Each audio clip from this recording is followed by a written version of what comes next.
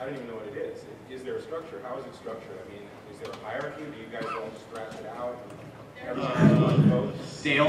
Well, I'll just nibble at this. We aren't even going to bite right now. Because one of the things that we are in the process of doing right now via Mr. Husband is incorporating as a non-for-profit so that we can codify the structure that we've been developing, maintain our individualities, maintain I'm not going to try to dabble with 13 and where I think she should go with it, and I'm definitely not going to have my hand in her wallet. And same thing with your wife will kill you. Oh, shoot. I said, what you doing in her pants? Nah, get me, boy.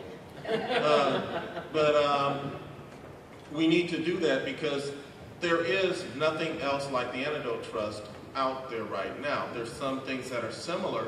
There are a lot of guilds that come together to share, like Sunday pizzas and talk about what they want to do with comics. But there's nothing quite like us. If you go to another independent, they are a publisher, and therefore you go by their rules as far as editorial feedback. You go by the contract that they prepare vis-a-vis other media, and if they hook you into other media, they get X percentage and you get Y percentage, and these types of things. The Antidote Trust are truly a collection of independents who are helping each other, but within that we do need to codify so that as the logo is worth something, as you say, oh, that Mental thing wasn't that bad, and I really liked Miserable Dastards, and it had that logo too. They both had the same logo. And then I saw this funky 13 thing and this really cool thing about somebody's dreams when they're on caffeine. And everyone was different, but everyone was cool. Therefore, I see something from these guys called Two Fanboys. I don't know what it's about, but it has that logo. And I will trust that logo, and I will give it a shot. Brandon. Well, that logo has worth, and we need to protect it. And therefore, we need to do that, and at the same time, pay strong attention to the individualities that made the Antidote Trust worth having in the first place. So it's going to be sort of a democracy, sort of. Yeah, sort of democracy, but I will carry a baseball bat. But you brought up a point about branding.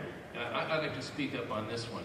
At the moment, it is a non-profit association, and it sort of has the culture of a clan. We can't use that. That's not use clan. I don't come from a clan. Let's call it a happy group or something like that. They're a band. These are our patriarchs on the left. And actually, go by the booth again. Check out that logo. Yeah. It's a nice logo. It's an important thing because while there is individuality, it's a collective of individuals. Richard's company and Danny's company and Robert's company, they're all different.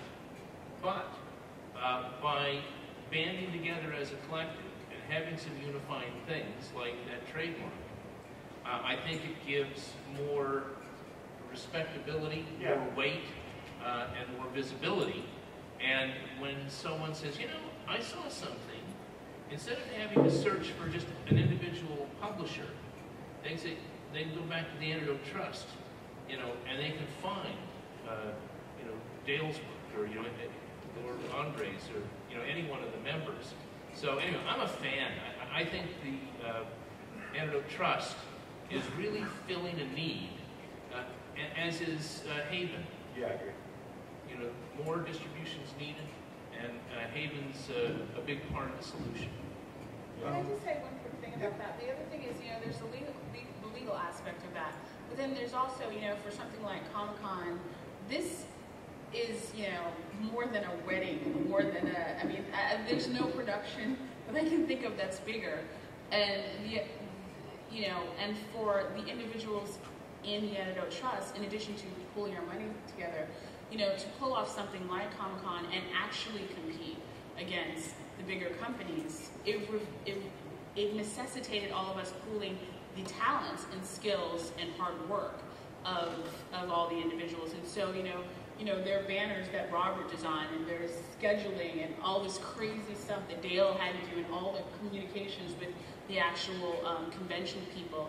And there's, you know, Dale's wife put together the videos that you're seeing, and, you know, I mean, and everyone did, you know, Richard laid out the booth. You know, there were things, you know, I used my press contacts to get our press out. So it's, if you decide that you want to contribute or you want to work with other independents, it's not just that you pull your money together. You have to be willing to put in brain power and your expertise and work as much as you would work for yourself for the collective to actually get anywhere. Richard and Robert had actually both sort of established themselves somewhat as self-publishers.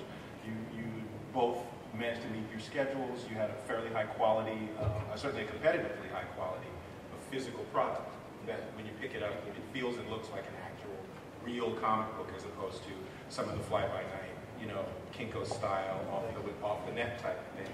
It's glossy, the paper's heavy, the print's really nice, blah, blah, blah. Why is the Trust attractive to someone like you, who in a sense can sort of do this on their own without help? What makes you want to join in as opposed to a person who has no connections, no, that's obvious. Why is it good for you? Well, I mean, I think I was sort of alluding to it earlier, but it's, I mean, the Antidote Trust, the sum is greater than the parts.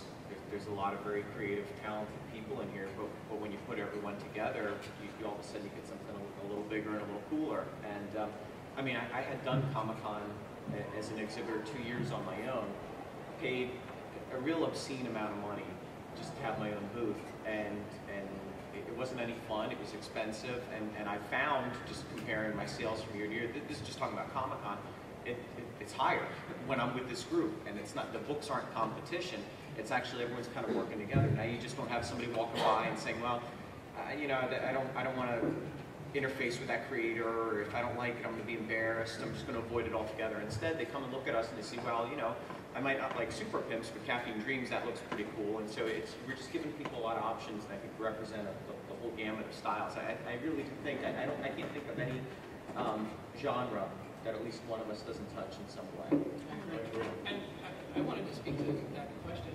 I think for me, one of the things that is huge, I mean, yeah, we could walk away from this and you know, probably do it individually, and it would be really hard to do it, and we wouldn't have the perks that Richard talked about. But I also wouldn't know Paul, who's an incredible attorney who can really take care of my needs. I wouldn't know Lance. I wouldn't know, you know, Vince and Dre and some of the other members of the Antidote Trust, who all have their own pieces to contribute to this. And to me, that's huge. I mean, information, you can't buy information really. It's you know, 1,000 years searching on the internet to figure out how to do copyright or you know. So your intellectual property remains your own. Yep. Yes. You acquire the skill sets and contacts of everyone else in the trust. Yeah, right. Resistance should be freaking few. You no longer individual fingers your fist. Yeah. A bigger and bigger fist. And next year we'll have maybe some brass knuckles. So it's really, it seems to me, you're simulating a publishing company for the audience, the people behind the comics, by creating this brand and putting it out there and having a footprint on the floor, so to speak. But behind that presentation, we still are who we came into this collective as. So how does one of the problems that I've noticed as an attempted self-publisher many years ago, and I learned my freaking lesson, is consistency is one of the hardest things to maintain. One of the reasons I respect Robert personally is that I've seen a lot of guys show up at local comic book shops. Some amazing local artists will put out a book, and you'll see it and go, holy crap, is this a Vertigo book, or is this a new Marvel thing I haven't seen? I mean, the work is stellar sometimes, really amazing. And then they disappear. You know, like, what the hell happened to that guy? They were awesome. They were really big. It seemed like they knew everything. Like the Red Line. Hey, not my fault. Not my fault. Don't go there. Why would you bring that up in front of our That was not friends? even right. But the point is that consistency certainly plays Yes. a very high percentage of being able to not just stick around and come back and stick around, but to have people believe you will stick around. I'm sure each one of you has had some sort of obstacle with that. I mean, you have to make sacrifices, let's face it. It's your money up front, and you're going out in the dark, so to speak. So how do you trust one another with your back, so to speak? And what keeps you going for those first, I don't know, a year, 2 years sometimes? Competition. With one another? With one another, absolutely. Trying to outdo each other. And not necessarily to outdo each other, to keep up. Okay. You know, there's a couple of us that have, you know, the economy being as bad as it is, you know, they haven't been able to to get that next book out, but we all work towards, you know, even if I'm not going to publish another book next year, Dre didn't get to publish his book this year. You know, we know that he knows that he can depend on us. Which is awesome, by to the be way. there, yeah, to be there for him and to help him and you know, be part of that collective that kind of, you know, drives to each year produce another book or another 2 or 3 books or whatever we can do to keep up with each other, not necessarily surpass. Do you have any criteria? I mean, have you ever rejected someone who's tried to join the trust and you've looked at their work and went, ha no, you're not. I don't know Robert handle that one. Or is it just We have tried to, we've tried to clearly state without putting the creativity of everybody, the various creativities in a box, what threshold of professionalism we need for someone to be in the Antidote Trust. And I'm the main driver in that. That's a yes. As far as that's concerned. Yeah.